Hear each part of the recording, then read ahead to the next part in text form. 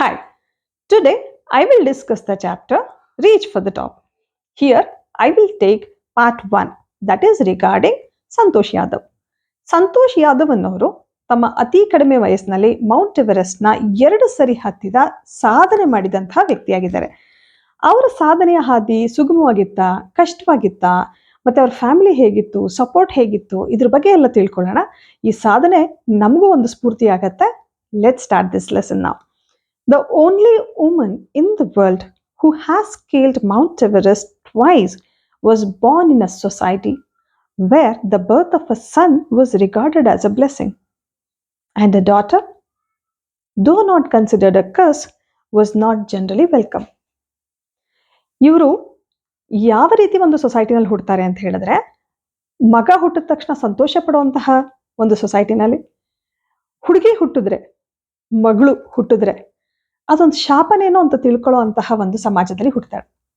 So ನಮ್ಮ ದೇಶದಲ್ಲಿ ಹೇಗಿದೆ ಅನ್ನೋದು ಆಲ್ರೆಡಿ ನಿಮಗೆ ಗೊತ್ತಿದೆ. ಸೊ ಅದನ್ನೇ ಇಲ್ಲಿ ಹೇಳ್ತಿದ್ದಾರೆ. The only woman in the world. So ಇವರು ಒಬ್ರು ಹೆಣ್ಮಗಳು, ಮೌಂಟ್ ಎವರೆಸ್ಟ್ ನ 2 ಸರಿ ಹತ್ತದವರು ಅಂತ. ಓನ್ಲಿ ವುಮನ್, ಇವರೊಬ್ರೆ. Who has scaled mount Everest. Who has scaled mount Everest ಅಂದ್ರೆ ಮೌಂಟ್ ಎವರೆಸ್ಟ್ ಹತ್ತದವರು, ಟ್ವೈಸ್ 2 ಸರಿ ಹತ್ತದವರು. Was born in a society. ಯಾವ ರೀತಿ ಸಮಾಜದಲ್ಲಿ ಹುಟ್ಟುತ್ತಾರೆ ಇವರು ಅಂದ್ರೆ, where the birth of a son was regarded as a blessing. ಒಬ್ಬ ಮಗ ಹುಟ್ಟಿದ್ರೆ ಅದನ್ನ ದೇವರ ಆಶೀರ್ವಾದ ಅಂತ ತಿಳ್ಕೊಳ್ಳೋ ಅಂತಹ ಒಂದು ಸಮಾಜದಲ್ಲಿ ಈ ವ್ಯಕ್ತಿ ಹುಟ್ಟುತ್ತಾರೆ. ಅಂಡ್ ಅ ಡಾಟರ್, ಅದೇ ಮಗಳು ಹುಟ್ಟಿದ್ರೆ, ದೋ ನಾಟ್ ಕನ್ಸಿಡರ್ಡ್ ಅ ಕರ್ಸ್, ಶಾಪ ಅನ್ಕೊಳ್ದೆ ಇದ್ರು. ದೋ ಅಂದ್ರೆ ಹಾಗಿದ್ರು ಅಂತ, ಕರ್ಸ್ ಅಂದ್ರೆ ಶಾಪ. ಮಗಳು ಹುಟ್ಟಿದ್ರೆ ಶಾಪ ಅನ್ಕೊಳ್ದೆ ಇದ್ರು ಸ್ವಾಗತ ಮಾಡಲ್ಲ ಒಂದು ಹುಡುಗಿ ಹುಟ್ಲಿ ಅಂತ ಯಾರು ಅನ್ಕೊಳ್ಳಲ್ಲ. ಅಂತಹ ಒಂದು ಸಮಾಜದಲ್ಲಿ ಈ ಸಂತೋಷ್ ಯಾದವ್ ಹುಟ್ಟಿ ಸಾಧನೆಯನ್ನ ಮಾಡಿದ್ದಾರೆ. When her mother was expecting Santosh, a travelling holy man giving her his blessing assume that she wanted a son. ಯಾವಾಗ ಸಂತೋಷ್ ಅವರ ತಾಯಿ ಆ ಮಗುನ ಎಕ್ಸ್ಪೆಕ್ಟ್ ಮಾಡ್ತಾ ಇದ್ರೋ ಅಂತ ಟೈಮಲ್ಲಿ ಆ ಪ್ಲೇಸ್ಗೆ ಒಬ್ರು ಹೋಲಿ ಮ್ಯಾನ್ ಬರ್ತಾರೆ. ಹೋಲಿ ಮ್ಯಾನ್ ಅಂದ್ರೆ ಸಂತ. ಆ ಸಂತ ಬಂದಾಗ ಹಿ ಅಸ್ಯೂಮ್ ಅಂತ ಹೇಳಿದ್ರೆ ಗೆಸ್ ಮಾಡ್ತಾರೆ, ಊಹಿಸ್ತಾರೆ. ಎಲ್ಲರಿಗೂ ಗಂಡು ಮಗು ಹೇಗ್ ಬೇಕೋ ಹಾಗೆ ಈ ಫ್ಯಾಮಿಲಿಗೂ ಗಂಡು ಮಗು ಬೇಕಿರುತ್ತೆ ಅಂದ್ಬಿಟ್ಟು ಒಂದು ಗಂಡು ಮಗು ಆಗ್ಲಿ ಅಂತ ಹೇಳಿ ಆಶೀರ್ವಾದ ಮಾಡ್ತಾರೆ. ಹೀಗೆ ಬ್ಲೆಸ್ಸಿಂಗ್ ದೇರ್. ಆದ್ರೆ ಅಲ್ಲಿ ಏನಾಗುತ್ತೆ, but to every one surprise, ಎಲ್ಲರಿಗೂ ಸರ್ಪ್ರೈಸ್ ಆಗುವಂತಹ ಒಂದು ವಿಷಯ ನಡೆಯುತ್ತಲ್ಲಿ. The unborn child's grand mother, ಇನ್ನು ಹುಟ್ಟಿರಲ್ವಲ್ಲ ಆ ಮಗುವಿನ ಅಜ್ಜಿ, who was standing close by, ಹತ್ರದಲ್ಲೇ ನಿಂತಿರ್ತಾರೆ. Told him that they did not want a son. So ಅವರು ನಮ್ಗೆ ಮಗ ಬೇಡ ಮಗಳು ಬೇಕು ಅಂತ ಹೇಳ್ತಾರೆ. ಎಲ್ಲರಿಗೂ ಸರ್ಪ್ರೈಸ್ ಆಗತ್ತೆ. ಯಾಕೆ ಎಲ್ಲರಿಗೂ ಗಂಡು ಮಗು ಬೇಕು ಅಂತಾರೆ, ಈ ಫ್ಯಾಮಿಲಿ ಏನು ಹೆಣ್ಮಗು ಬೇಕು ಅಂತಿದ್ಯಲ್ಲ ಅಂತ.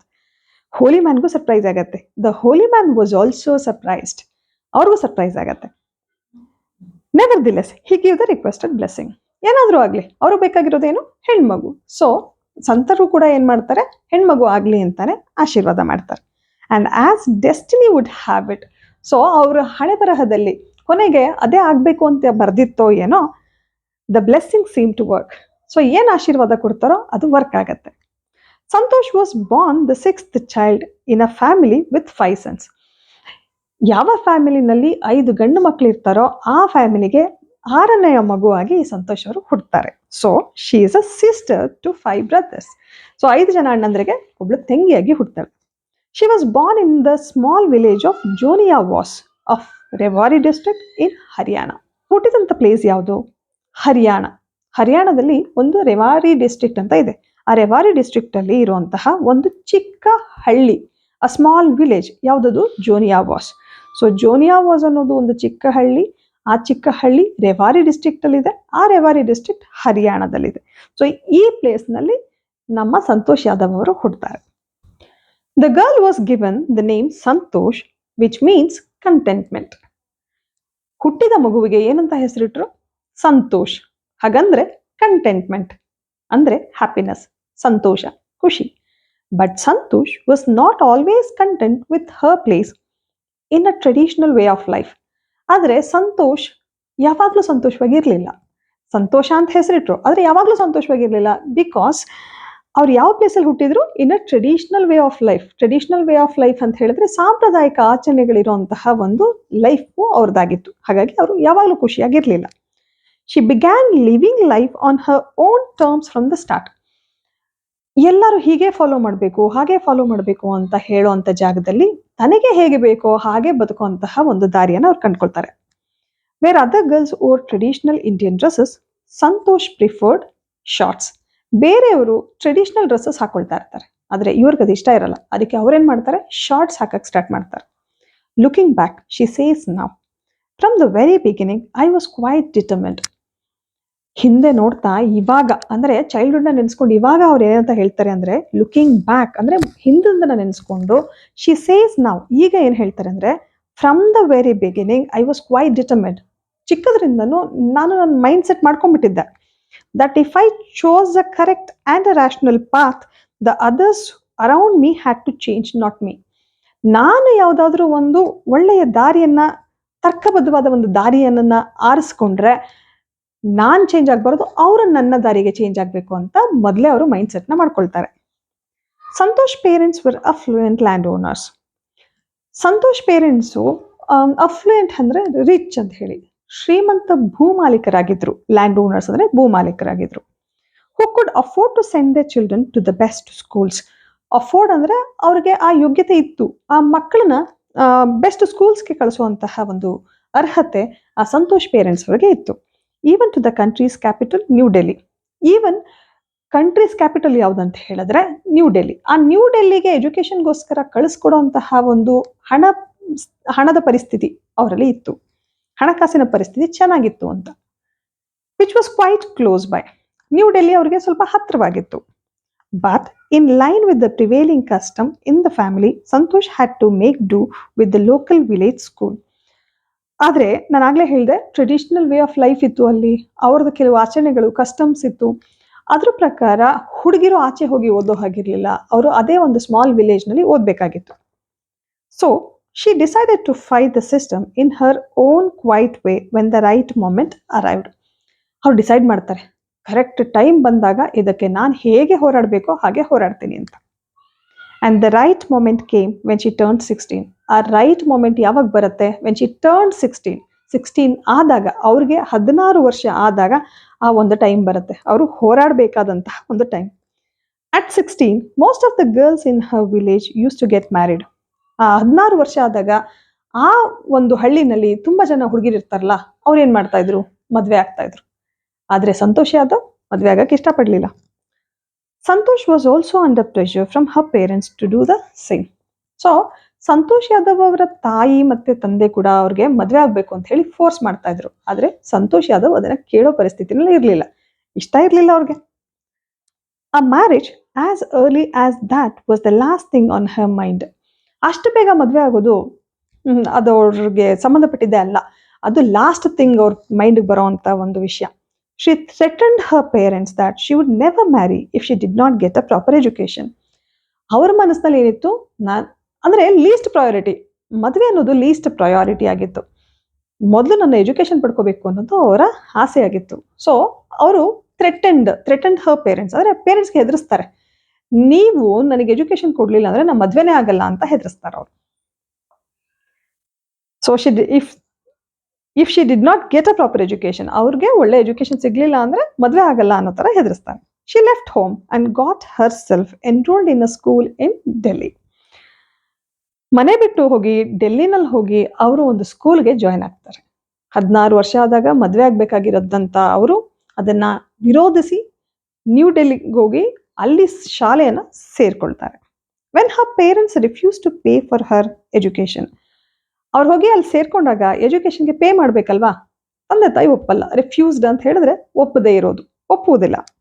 ಶಿ ಪೊಲೈಟ್ಲಿ ಇನ್ಫಾರ್ಮ್ ದಮ್, ವಿನಯದಿಂದನೇ ಇನ್ಫಾರ್ಮ್ ಮಾಡ್ತಾರೆ ಅವ್ರಿಗೆ, of her plans to earn money by working part time to pay her school fee.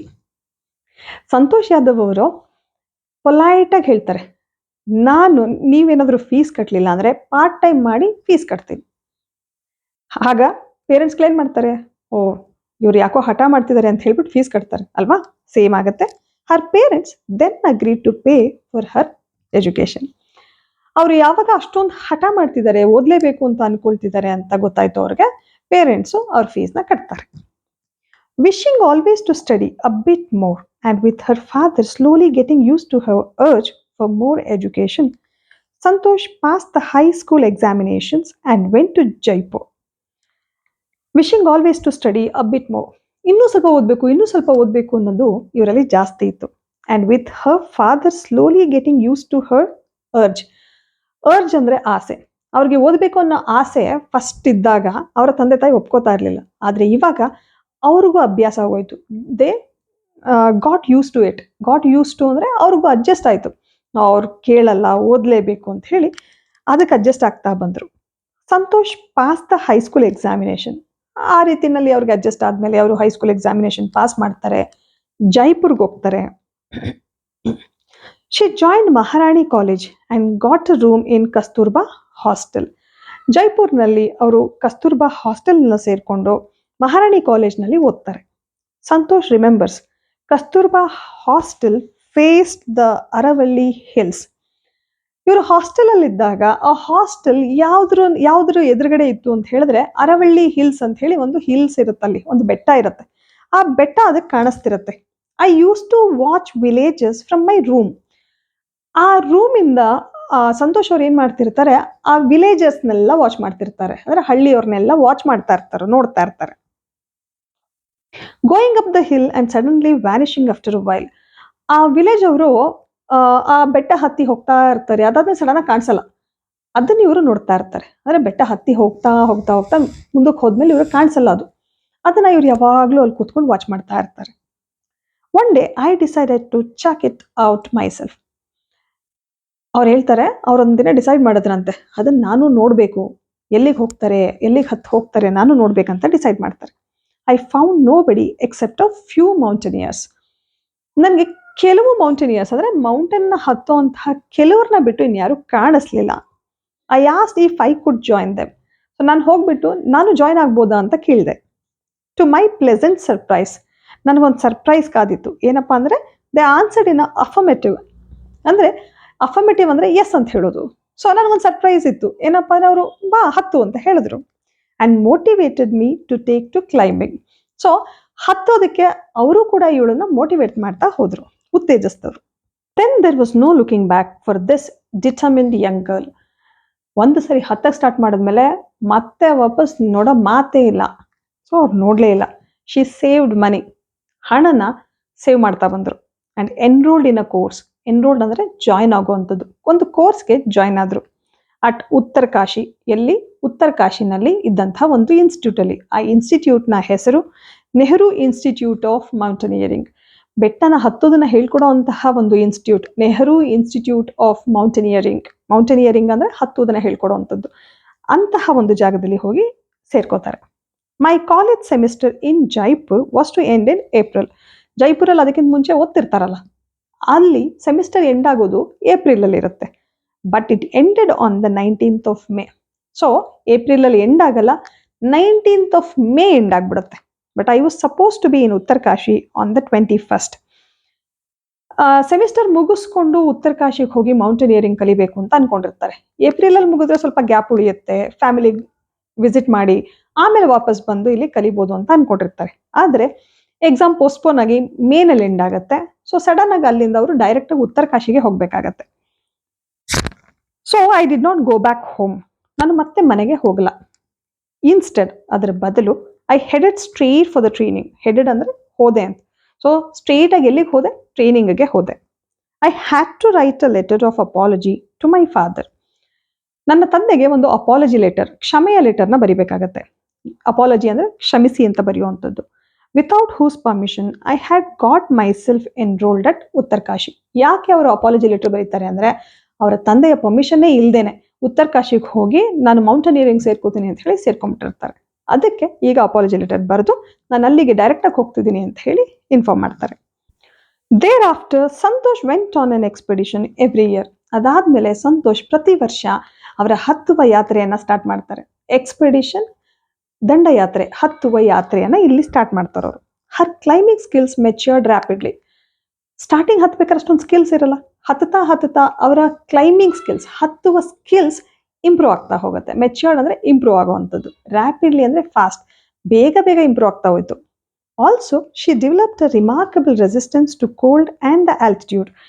ಹತ್ಬೇಕಾದ್ರೆ ಏನಾಗುತ್ತೆ ಅಂದ್ರೆ ಕೋಲ್ಡ್ ಆದ್ರೆ ಕಷ್ಟ, ಎತ್ತರ ಹತ್ತೋದಕ್ಕೆ ಕಷ್ಟ, ಅದಕ್ಕೆಲ್ಲ ಅಡ್ಜಸ್ಟ್ ಆಗ್ತಾ ಹೋಗ್ತಾರೆ. ನೋಡಿ, she developed a remarkable resistance to cold. ಅಂದ್ರೆ ಕೋಲ್ಡ್ ಆಗದೆ ಇದ್ದಂಥ ಪ್ರತಿರೋಧ, ಅಂದ್ರೆ ಅವರ ಬಾಡಿನಲ್ಲೇ ರೆಸಿಸ್ಟೆನ್ಸ್ ಚೆನ್ನಾಗಿ ಹುಟ್ಕೊಂತು, ಅವ್ರಿಗೆ ಡೆವಲಪ್ ಆಯ್ತು. ಹಾಗೆ ಆ ಆಲ್ಟಿಟ್ಯೂಡ್ ಕೂಡ ಅವ್ರಿಗೆ ಮ್ಯಾಟರ್ ಆಗಲಿಲ್ಲ, ಅಂದ್ರೆ ಎತ್ತರ ಕೂಡ ಅವ್ರಿಗೆ ಮ್ಯಾಟರ್ ಆಗಲಿಲ್ಲ. Equipped with an iron will.